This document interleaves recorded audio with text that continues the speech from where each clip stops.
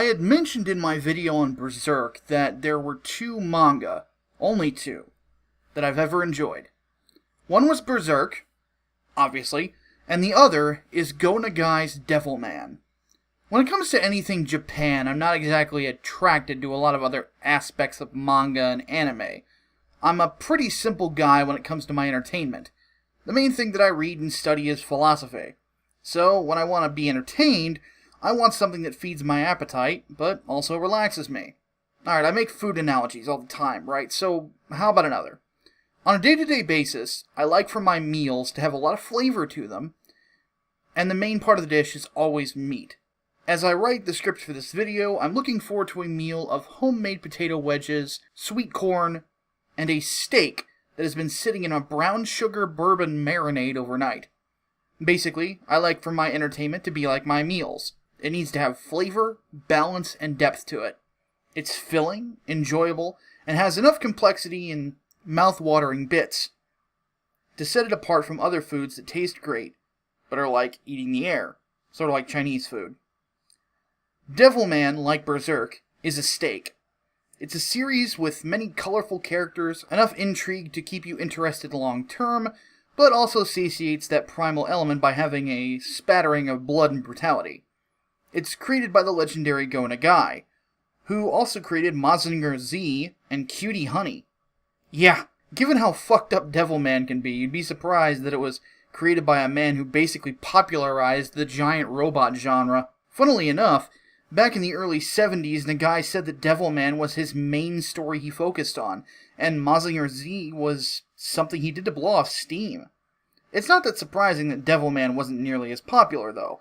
Mazinger Z has a much broader appeal to both Eastern and Western audiences. One's a giant robot manga/anime, another one is about demons and people getting ripped to pieces and yada yada yada. The story stars Akira Fudo, who is a pansy. No, I'm dead serious, he's a pansy. His nickname was the fire alarm of Higurashi Elementary because he used to cry so much. Basically, he's an emotional teenager who doesn't have much of a spine, but does have a big heart. At one point in his teenage life, he's reintroduced to an old friend named Ryo Asuka, who tells him of a planned demonic invasion of Earth. From here, Ryo sets up a bloody Sabbath, to attract a demon on the theory that someone with a pure heart can merge with the powerful demon and take control. Akira manages to do so, and wrangles him a tough one named Amon, becoming Devilman in the process. From here, the story goes into a rather violent romp that takes some interesting turns. Oddly enough, right before it goes in that direction, Akira addresses the audience in a fourth wall break, warning people that things are about to get even crazier than what they've seen, and what they've seen so far is death, dismemberment, and crazy demons. Oddly enough, the warning lives up to exactly what he says. There's an old quote from a Roddy Piper promo that sums things up. When you think you got all the answers, Go Nagai changes the questions. Now, I know that a big chunk of my audience is primarily comic book readers, so let me make a parallel. Devilman was created in 1972, 2 months before Marvel Comics debuted a character with a similar origin in Johnny Blaze, the Ghost Rider. The obvious similarities are that both characters are superpowered anti-heroes joined with a spirit that gives them their powers, though those powers are somewhat different from the other. The spirit itself is a high-ranking demon of great power. In the case of Blaze, it's Zarathos, which I think was later retconned to be an angel, but I can't exactly remember off the top of my head. And in the case of Akira Fudo, it's Amon. Their stories, as they unfold, are a bit different, but I do think that if you enjoy Ghost Rider and you enjoy the type of supernatural romps he tends to go through, you'll definitely enjoy the Devilman manga for the exact same reasons. Going back to the story proper for a bit, one thing that drew me to the series was the concept. Whether it's because of my religious background or just my love of Halloween, I've had a fascination with the supernatural and the macabre. The idea of deals made with demons has fascinated me ever since I read The Devil and Daniel Webster back when I was 16. This, of course, led me to Faust. What I like about Akira Fudo as a character is how he evolves after his deal with the devil. Okay, not really a deal with the devil, but you know what I mean. Devilman really isn't as much of an alter ego of Akira's as it is just a transformation. After Amon becomes a part of Akira, He becomes much stronger physically and his attitude changes. He's much more confident and aggressive. He's always ready for a fight. He desires it. He gets excited whenever he sees it. The thing is, he's still a good person. He still has a big heart, and he's still emotional. And you see it throughout the story. He's not just anger, anger, anger, rage, rage, rage, murder, murder, murder. He's still a three-dimensional character. Because he is, it makes his dynamic with his cohort, and depending on the adaptation, in some senses his love interest, Miki Nakamura, a bit more interesting. She clearly becomes much more attracted to him after the change, but she's too much of a tease, and Akira never makes a move on her. He's much more focused on the demons that are trying to wreck humanity, and for obvious reasons. The one thing I need to warn anyone who's looking into this story is that, well, it's a manga from the 1970s. You thought I was going to warn you about the gore, didn't you? I'm pretty sure that if you're looking into a series called Devilman, you can handle gore. But no, the 1970s manga style is what you're going to get here. The art style is very exaggerated, much more cartoonish than you would normally see even these days.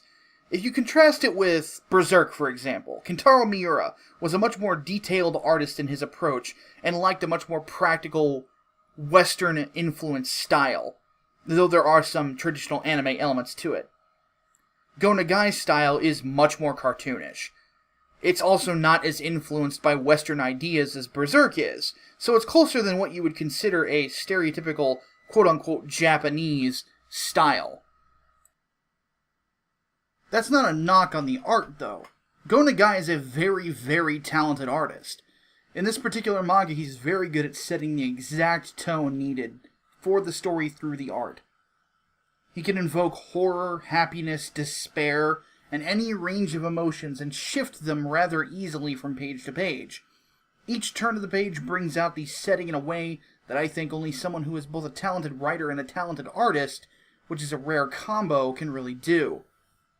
To go off on a bit of a tangent here, I think that there's one strength that both Devilman and Berserk share. I'll never say that a writer and an artist working together can't create great things. However, in rare cases when you have someone who is just as talented with their drawing skills as their writing skills, meaning that they're both superb, there's a synchronicity that you aren't going to see in many other places. What you get is a much stronger story told straight through the art, as well as the dialogue. Beyond that, you're able to save dialogue for when it's needed. Devilman, for better or worse, is a horror story. With horror, you have to be able to properly set your tone, or else it's hard to feel any sort of tension. Go Nagai accomplishes it quite well, and the entire 5 volumes of the book are nail-biters because of it. Alright, now to talk about the other media that's involved with Devilman, like I did with the last one. There are other Devilman manga out there, but I've only read parts of Devilman Grimoire. Grimoire is the reimagining of the original story, but Miki is a witch instead of a tomboy, and the story plays out a little bit differently. There's also the Violence Jack manga, which is related to Devilman, but I can't go into detail about how without spoiling the Devilman story, and I want you to read it, so yeah. Let's just say it's sort of a super violent Japanese Mad Max kind of story, though I'm admittedly underselling it. Another one that I know of, but haven't read yet, is The Dark Side of Ammon, which is a retelling of the ending of the series, with some extra wrinkles thrown in. There's also Devilman Lady, which is a reimagining of sorts with some gender flipping. You're going to see that quite often when it comes to Devilman and Devilman-related stuff. There's a lot of reimaginings and re-releases and things like that. Now, let's discuss the actual anime stuff. I've never seen the original anime series, so I can't really comment on it. All I've really done is looked up clips on YouTube, and it looks pretty dated, so I haven't really sat down and watched it. Now, what I have watched are the 3 Devilman OVAs. The first 2 are adaptations of the first 2 volumes of the manga, respectively. The first one being the origin of Devilman, and the second one being his confrontation with a very powerful bird demon. The third is an adaptation of the Ammon Dark Side of Devilman manga, and it's called Ammon, the Apocalypse of Devilman.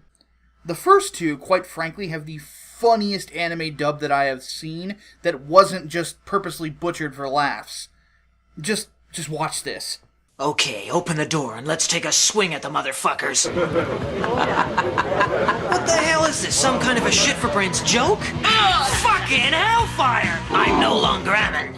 He's eating shit in hell right now! Now listen here, Rio. If you ever say that again, I'll rip your fucking head off and shit down your neck, okay? I'll soap your tits for you. Wahey! Satan has sent me to help you. Meld with me. No. Wahey! Wahey! Wahey! Wahey! Wahey!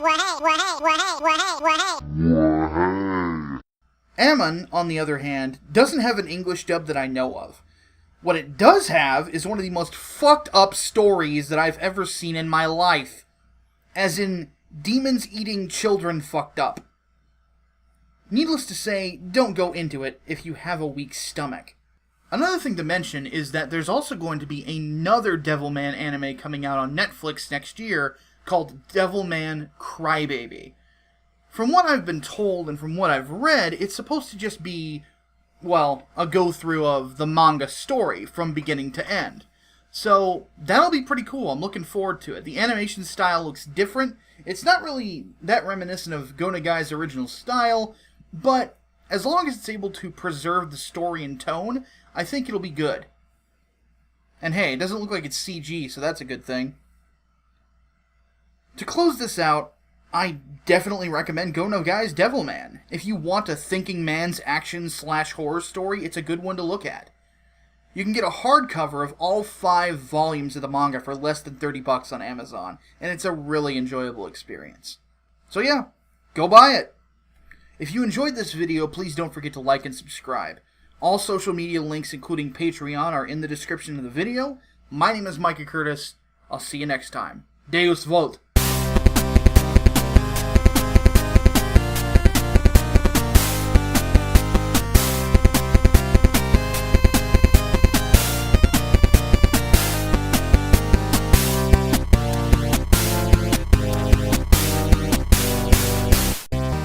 Wahey!